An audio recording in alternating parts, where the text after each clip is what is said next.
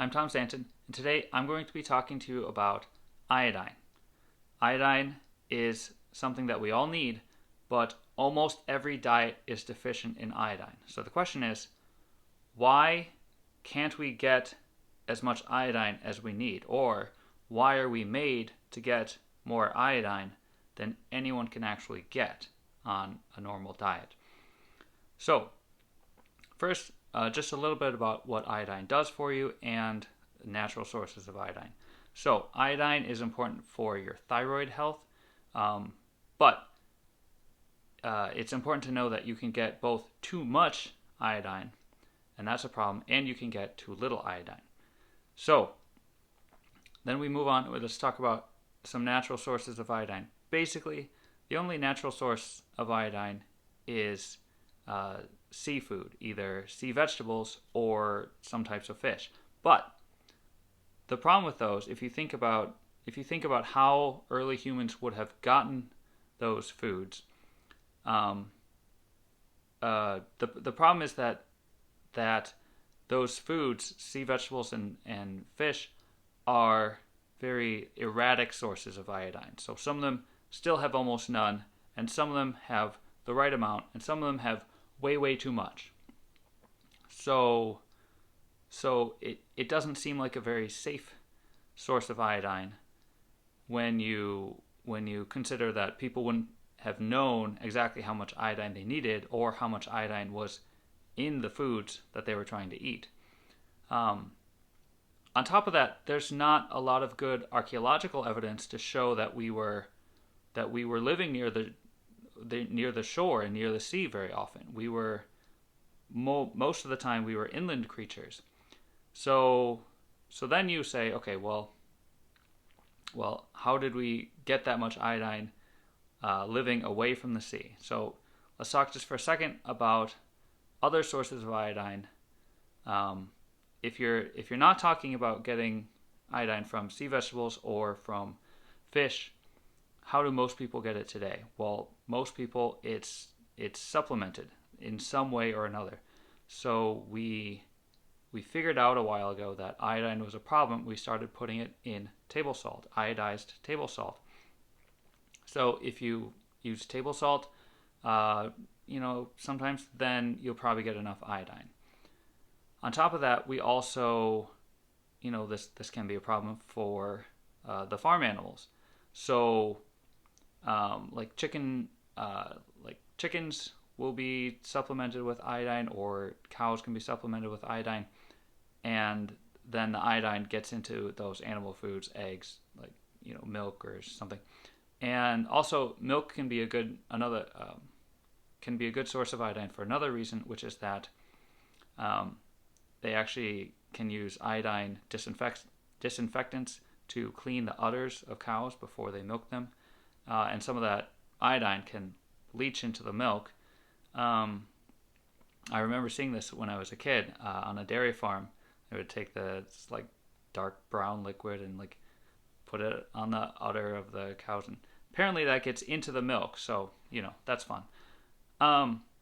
So throughout evolutionary history, though, they probably weren't eating a lot of sea vegetables because they weren't really spending time by the sea very often.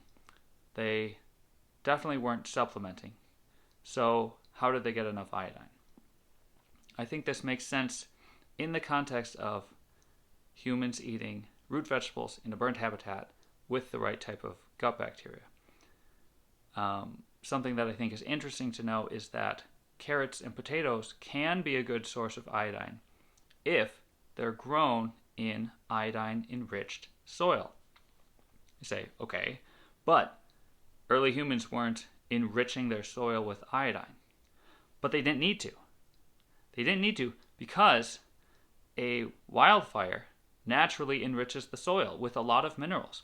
After a fire, the soluble content of iodine actually goes up in the soil in a burnt habitat. So you have root vegetables like potatoes and carrots, and presumably other root vegetables too, that can pick up extra iodine if they're grown in iodine-enriched soil, and the soil in burned habitats probably would have had extra iodine in it. And on top of that, if you have the right gut bacteria, and I'll use bifidobacteria as an example because most people seem to be adapted to bifidobacteria. If you have the right type of gut bacteria, they can increase your absorption of iodine, just like bifidobacteria can increase your absorption of iodine. So, if you say, okay, well, all of the foods they ate would have had a little bit extra iodine, especially the root vegetables, which can take it up pretty easily. So the root vegetables would have had extra iodine because they were grown in iodine-rich soil found in burned habitats, and then their gut bacteria would have helped them to absorb enough iodine.